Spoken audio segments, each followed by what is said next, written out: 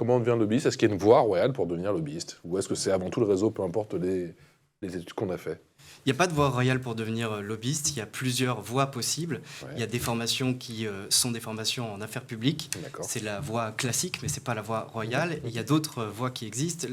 Il y a beaucoup de lobbyistes qui sont passés par les études juridiques ou par des études de communication, et on en redira un petit mot parce que c'est une évolution de notre métier ces dernières années. L'une des voies aussi, c'est d'avoir eu une expérience dans un cabinet politique, d'avoir été collaborateur d'élus. C'est ce qui permet de constituer son réseau et c'est ce qui permet de l'activer quand on devient lobbyiste. Valerio, il y a une voie royale pour devenir lobbyiste ou pas? Alors, je dirais, de mon point de vue, en accompagnant des étudiants, tout dépend du projet de l'étudiant, de leurs besoins. En fait, qu'est-ce qui les amène à désirer, à souhaiter avoir de l'influence? Quel est leur besoin? En quoi ils souhaitent avoir de l'influence? Mais ça, on peut le décliner pour tous les métiers. Hein. Qu'est-ce que vous amenez à être journaliste, etc. Bon, je ne vais pas vous faire un entretien. Quelles sont vos valeurs, peut-être? Exactement. On peut le faire, donc, allons-y.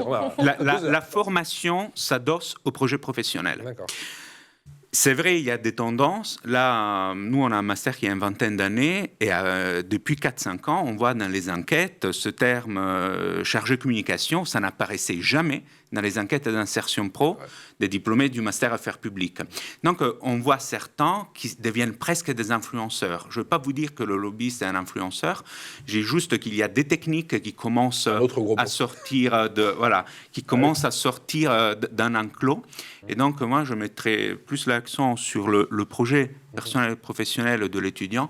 La formation vient après, mais évidemment, il faut un socle, un droit, ça peut être des relations internationales. Un bon bagage, quand même. Voilà, il faut un très bon bagage culturel. Pour pouvoir après naviguer, être agile et être un bon relationnel aussi. Et un très bon relationnel.